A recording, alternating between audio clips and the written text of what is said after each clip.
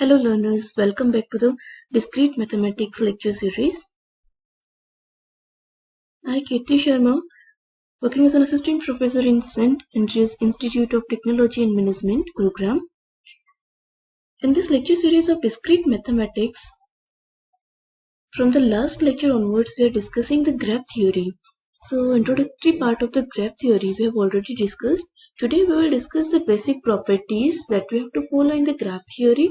Then some terminologies that we have to use here, like what do you mean by path, cut set, cut points, and braces, and lots of terminologies that will be used further in the graph theory we will discuss in this particular session. Okay, so along with these things we will also discuss like under the basic properties of the graph theory we will discuss here like distance between two vertices. Okay, so distance between two vertices, then eccentricity, what do you mean by eccentricity here, then radius of the connected graph, diameter of the graph, central path and center, and these are the properties that we will discuss regarding the graph theory today.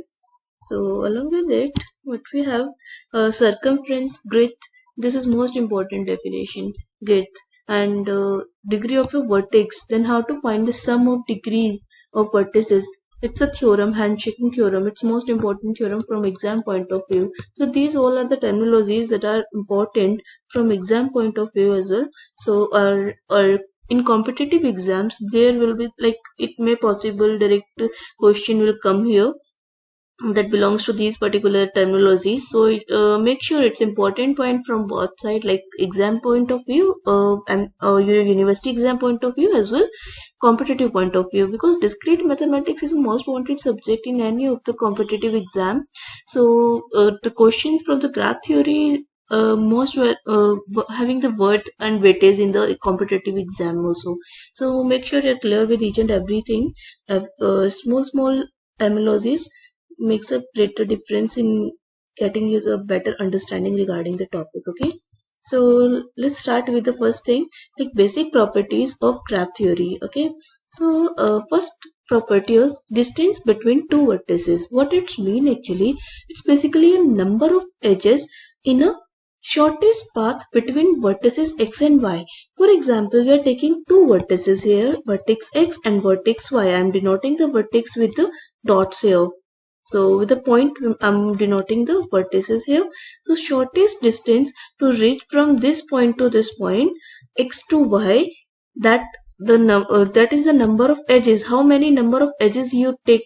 You have to take from starting with the x point and reaching to the y point. So it's basically a distance between two vertices. It's very simple. If you want to go from Gurgaon to Delhi, right, if you want to go from Gurgaon to Delhi, so what the route, what the part you will cover, and how many times you will take the turn on the road, and how many edges you will cover, right? So you can calculate this distance with the help of kilometers, right? Kilometers also, meters also, or there are lots of parameters through which you can take the rough sketch about the distance from Gurgaon to Delhi, and you will choose of course the best one. And which one will be the best? That will take the lesser time and less distance, right? So shortest path you will take to cover this particular path, right? Same in the graph also. Graph is also having application in the selecting the route of from like you are starting from one source point and you have to reach on the destination point. Then graph theory has its implementation in this graph. Okay, so this is all about the distance between two vertices. It's denoted by d of x comma y. It's the representation regarding distance between two vertices. Okay, so next what we have here, we have an example to understand the distance, right? So this is an example, right? If we have the graph like a b c d, right? So we have to find the distance from b to d. This distance we have to calculate. This is b and this is d, right? So if we are going from b to d, then how many paths you can take directly? First path directly you can follow the b to d path. I'm just changing the color that make you easy to understand. B to d, first path. The next path can be you're covering b to c, then c to d, right? Then third part that we can take here, b to a and a to d, right? Third path it could be there. The next fourth path can be there here, like B to C you can go, then C to A you are going, then A to D you are coming here, right? So these are all paths that are possible paths we have already covered with different colors here, like 4 paths are here total that we can cover here, except it I think no more is there. So first one is B to C to A to D. B, C, A, D. We are considering that each edge consists of the one unit, right? So one edge we have covered, second edge we have covered, third edge we have covered. So length क्या हुआ? So what is the length? Length is equals to 3 here, right? So length, or you can say distance, like length is the number of edges you have covered to reach start from one point and to reach to the another point, right? From B to you have to direct path B to D. It's a one length only, right? BAD. Yes, we have covered it also. BAD. So here BAD will take how much time? Length 2. B to A to D. BCD. It will also take BCD 2 length. Then next is BCAD. BCAD. So it's a highest that we have already covered 3 points, right? So what is the shortest length? This one is the shortest one, right? So we will select this path B to D directly. So it's the minimum distance covered from B to D vertex is 1. I hope distance is clear, how to find the distance between two vertices. It's a property how to find the distance between two vertices, right? So next one is eccentricity. It's also very important to find the eccentricity. Eccentricity of a vertex. So it's just a maximum distance. You already know how to find the distance, right? So eccentricity is of a vertex is the maximum distance between a vertex to all other vertices, right? It is denoted by E of V.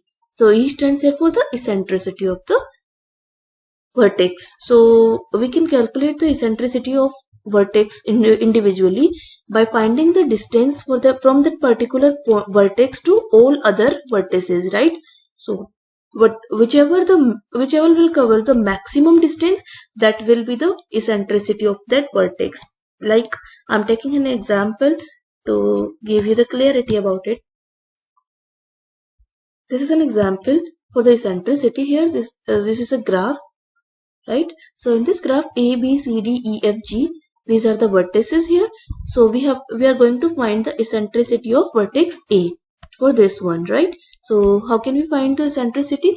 From this A vertex we will calculate the distance for each and every vertices in this graph, like A to B, A to C, A to D, A to F, A to E, A to G, right? So A to B, how many edges you have covered? Only single edge. So what will be the length? 1. The next A to C, single length? Yes, 1. A to D, 1. Then A to F. A to F we have just to pass on the at least two edges we have to cover, like A to C, C to F, or you can go A to D, D to F. I've already mentioned here there are 2 edge length, so I've mentioned the length here, distance is 2.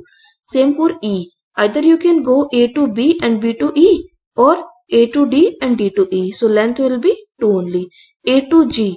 Either you can come in this way or this one way. So how many edge way it will cover? 3 only, right? So now for the eccentricity of the vertex, what we have to calculate? The maximum distance between the vertex for which we have to find the eccentricity to another vertex, right? So for all the vertices we have calculated the distance, and the maximum one, which one is the maximum? This one, A to G. It is known as the eccentricity of the vertex. So for the vertex A, what will be the E of V eccentricity? It will be 3. So V is the for vertex, so I'm writing here A, but it means eccentricity of vertex A, it is 3. I hope it is clear.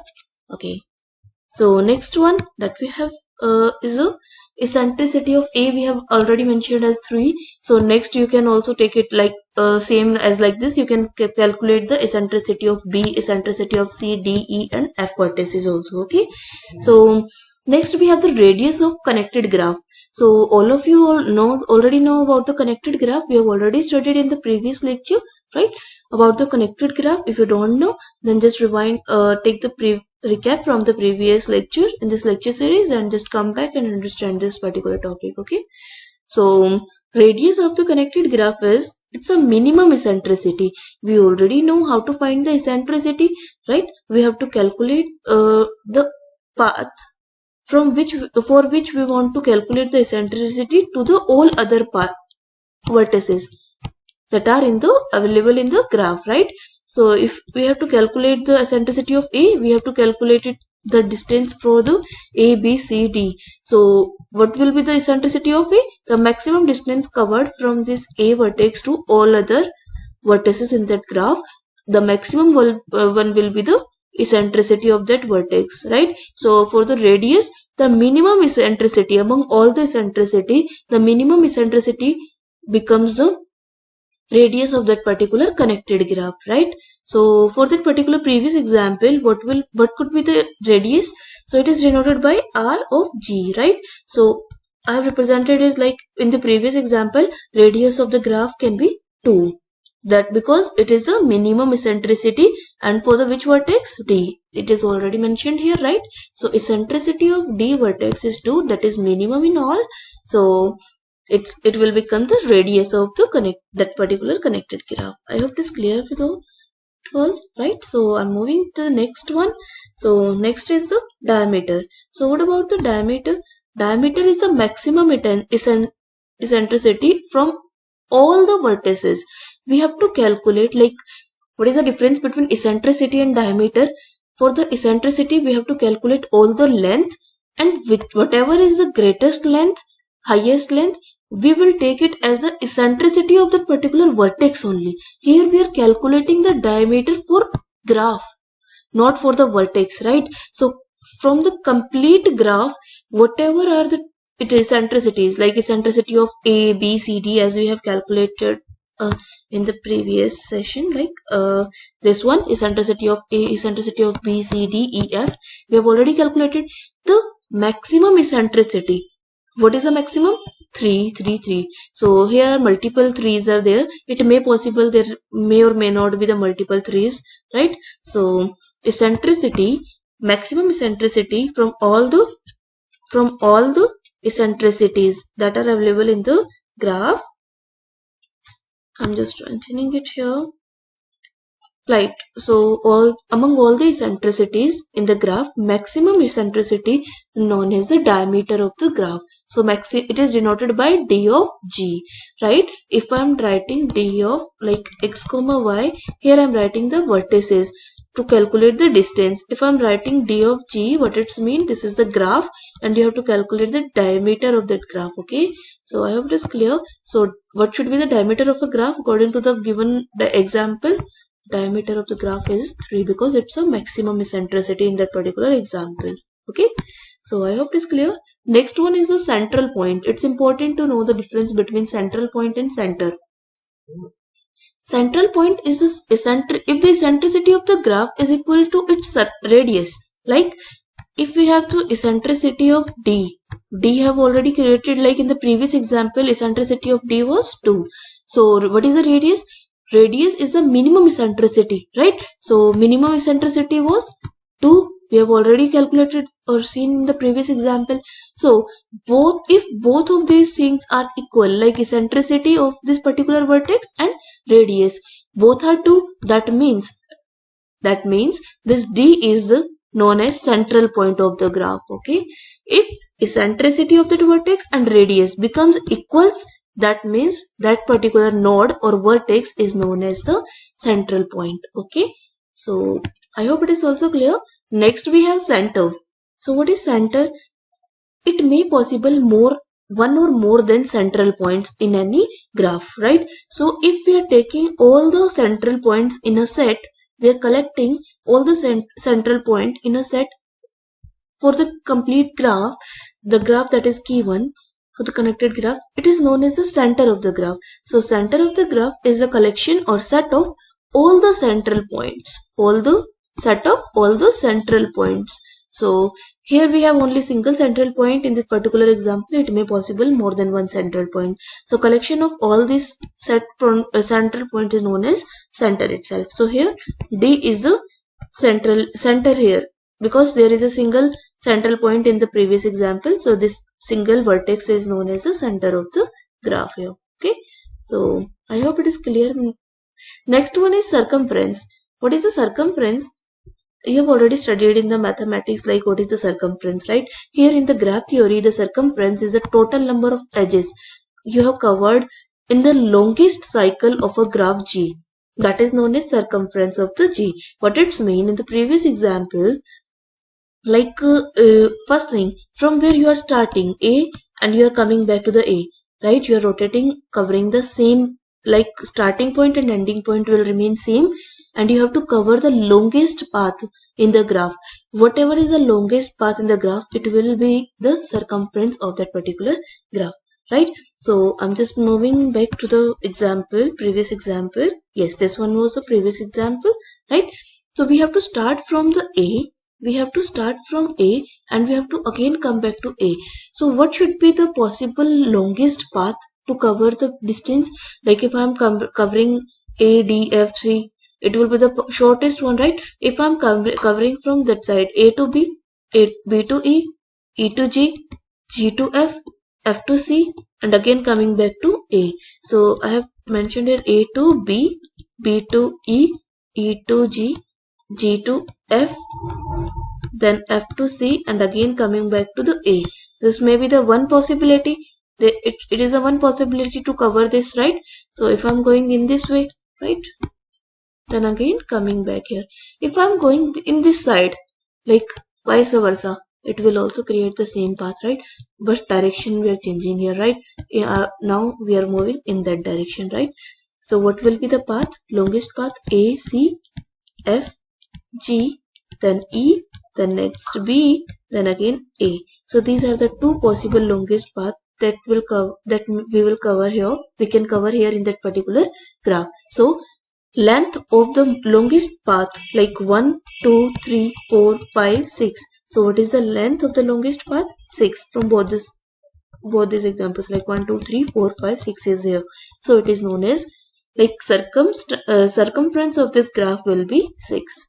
I hope it is clear to all, right? So here I have taken this example to give you the clarity about the circumference. I hope it is clear. What is the circumference? It's a total number of edges in the longest cycle of a graph. Of course, why we are saying cycle? Because from which vertex we are starting, again we are ending with the same vertex itself, right? That's why it's known as cycle. So longest possible cycle and total number of edges that we have covered in covering the longest cycle is known as the circumference of that graph. Okay, so next what we have here to cover, it's girth. It's important one, right? What is the girth? It's a total number of edges in the shortest cycle of the graph.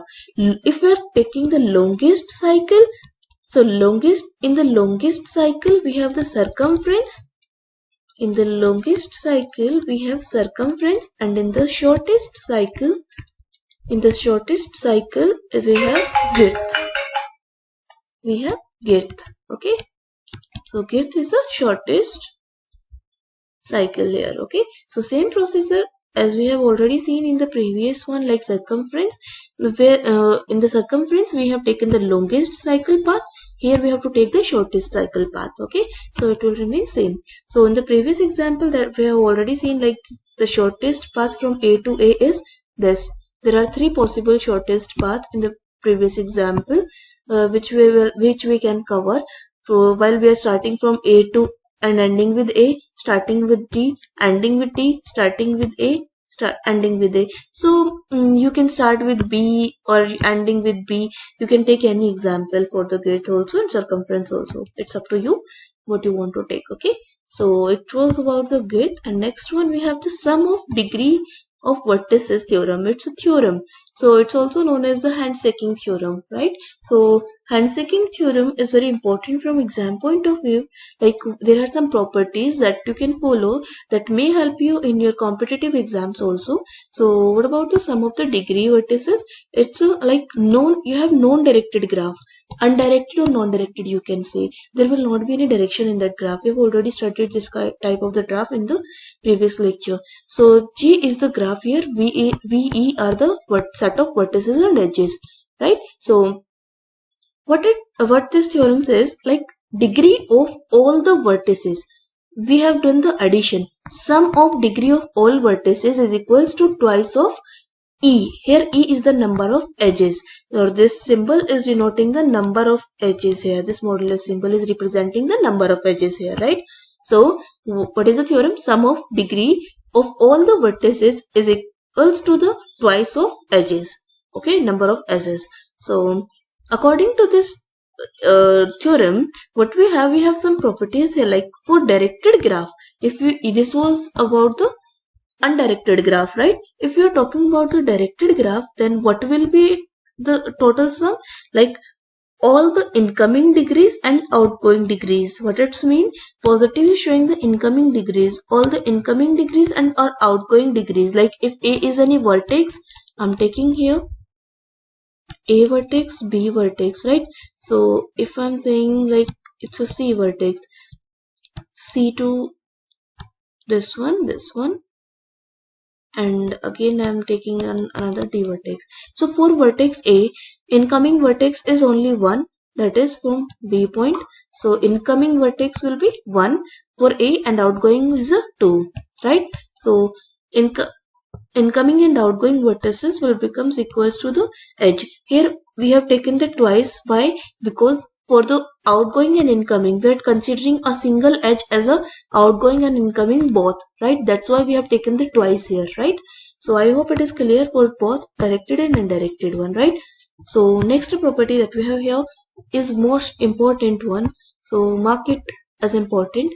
Number of vertices in any undirected graph or non-directed graph with odd degree is even. What it's mean? If you have odd degree, how to calculate the degree? We already know how to calculate the degree. If we have this graph ABCD, right? So what is the degree of A is here? Degree of A is 3. Then 2 is the degree of B, 3 is the degree of D, 2 is the degree of C. So what it mean? Number of vertices in any undirected graph with odd degree. So here there are 2 vertices with the odd degree A and D. 3, like odd degree is even. What it's mean? So there should be 2 vertices. It is not possible here like 1 vertices with the odd degree or 3 vertices with the odd degree. There are the 2 vertices now. So 2 is a even number. So there in a graph, it is compulsory, like in an undirected graph, there will be even number of vertices like A and D. There are 2 vertices, right? With the odd degree 3. There are 2 vertices with the odd degree 3, right? So in every example, I hope make it you're clear with this concept. Next one is in an undirected graph or non-directed graph, if degree of each vertices is k, then what k is the degree of each vertices, right? Then you can say k into v. V is the number of vertices here and twice of edges. Why we are doing twice here? Again the same thing. We are taking the undirected graph. For undirected, we are taking an edge as the incoming and outgoing both. Okay. So here k is a, for example, this is a regular graph. So ABCD. So here k means we have already mentioned degree of each vertex is k. So degree of each vertex is 2 here. So what is the value of k here? 2. So how many vertices are there? 4 vertices. 2 into 4, 8. And how many edges are there? 4. So twice of 4, 8. So total 8. So this particular property follows here. For equal number of degree for each and every vertex in a graph, right? So now next one is the degree of each vertex in a directed or non-directed graph is at least k. Then at least means it may possible more than k, because if I'm just writing like extending this edge in that graph, it may possible I will extend this one also. So at least k should be there, at least 2 should be there. Like in this particular graph, if I'm taking 4 vertices, at least 2 degrees should be there. If at least 2 are there, then it is followed. This condition is followed. K of V less than equals to twice of E. Here is the number of edges, V is the number of vertices. Next property we have utmost K equals to K. This one at least K less than equals to utmost greater than equals to. I hope it is very simple to understand all of you. may be clear for all of you, right? If you have any doubt, just rewind the video how to calculate these things and you will get clarity. Okay, so next we have degree. So this is an example. We have already covered the degree part, how to calculate the degree of any vertex. So here this is example, like if we have the self loop, like self loop will count the counted as the twice, because either we can move in, if this is a loop, either we can go this to this side or this to this side. So it may possible it's covering the two-sided. So that's why if we're taking it directed, it will take in undirected we're taking it as a twice. Like if we have already mentioned, like edge is there, so we will take twice of edge, but it's mean either it can be this side or this side, where we are taking the undirected graph now. So that's why we are taking it as a twice for the self loop also. Okay, so degree of the vertices here, if you're taking here degree of a vertex, what is the degree of a vertex? 1, 2, 3. There are the three edges that are connected with a, so degree of a is 3, that is mentioned here. Degree of b is 5 here, 1, 2, 3. And for the self loop, we will take the self loop twice, so 2 plus 3, 5 will be there. Degree of c 2, degree of d 2, right? So it was all about the degree of vertices, how to calculate the degree. Okay, so next one we have the path. There are different types of paths available in a graph. So path, basically we know we are covering some length or width distance. This is a path covered, right? So sequence of n plus 1 vertices of a graph in which each pair of the vertex is an edge. We know about it, which if we are covering some like a to b, this is a graph given, right? A, B, C, D. If you are going A to C, then you are covering some path here, A to B, B to C, right? So this is known as edge. A to B is, this is edge 1, this is edge 2, edge 3, edge 4. We are covering some edges now, so that's why that is a length. And what is the path? If you are starting from one place and ending the another place, then whatever is the number of edges you are covering here, if any labeled value is available with the number of edges, then you will take that value. So by default, the number of edges you will calculate, it will be considered as the path that you have covered, right? So there are different types of the path, like simple path, elementary path, circuit path, and simple circuit path. So in the simple path, if no edge is repeated, there will not repeat of any edge in the path. If you are starting from one point to and you are reaching to the another point, there will not be repetition of any edge in between the way. Okay, then it is known as the simple path. In elementary path, if no vertex is repeated in the path, so in elementary path, vertex will not repeat, and in simple path, edge will not repeat. Okay, so this concept will help you in understanding the further topics of like Hamiltonian circuit and Euler circuit, and that we will cover in the next lecture, upcoming lecture.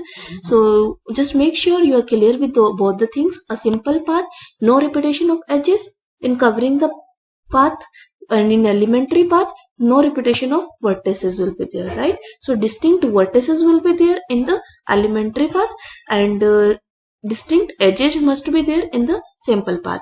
What about the circuit or the closed path?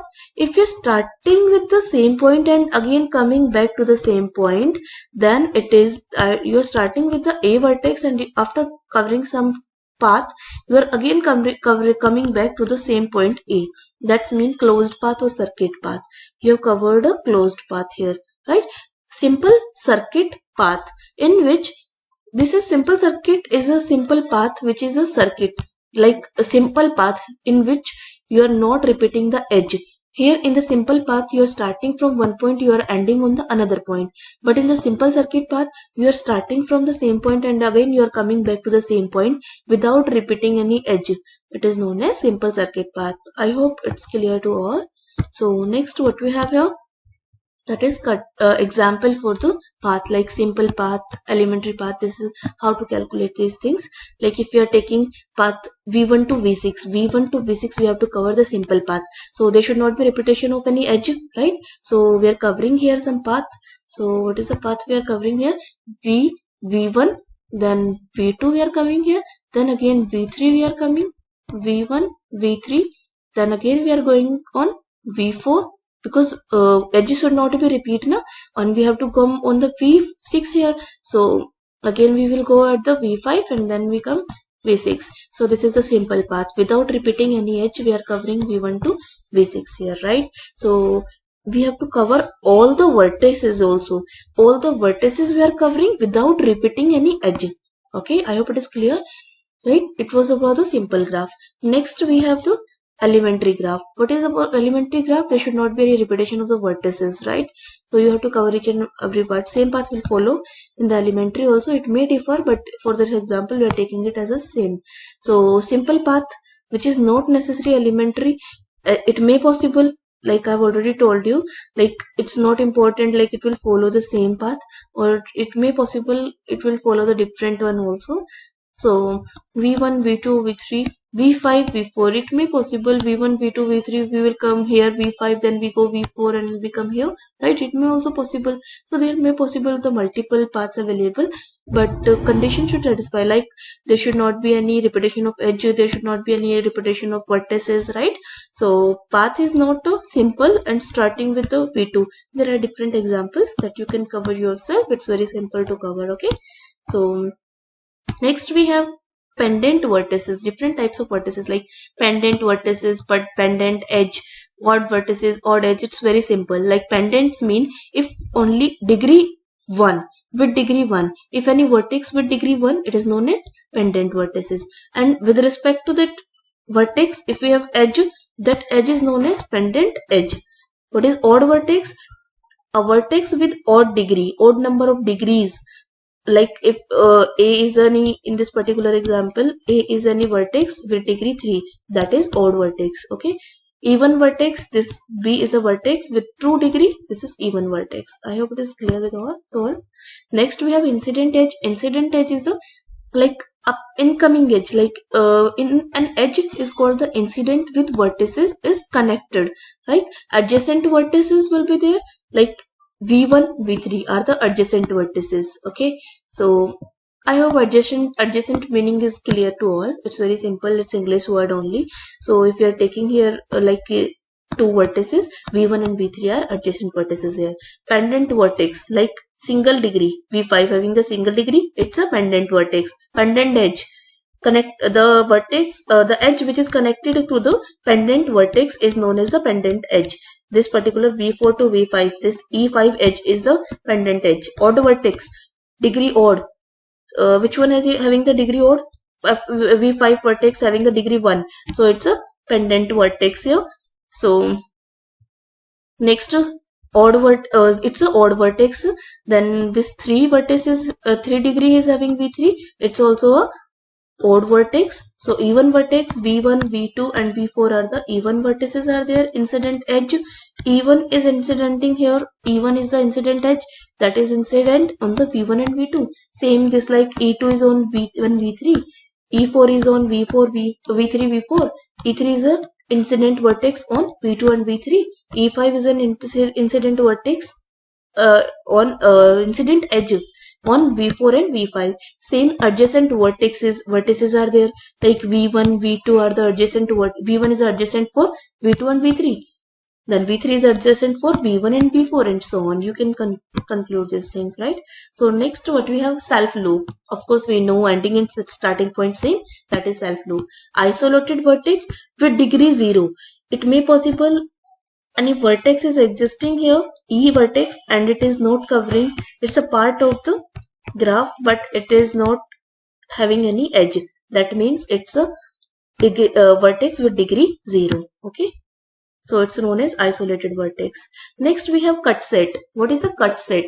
So cut set is in a graph is basically smallest set of the edges that the removal of the edge disconnected the graph, whereas the removal of any proper subset of this set left a connected subgraph. What it's mean here in this particular example, v1 and v5, v1 and v5 are, and v7 and v5 are act as a cut set. Why is it so? If we will remove these elements, like cut set means we're taking edges here, right? So if we will remove this particular edge or this particular edge, it will the graph will become the disconnected graph, right? So that's why if any edge or if any set of vertices is available in the graph, By removal of this particular set V7 and V5, our graph is becoming the disconnected graph. So that particular set is known as cut set. So there are two cut sets available in the example, like V1 V5 and V7 V5, right? So next we have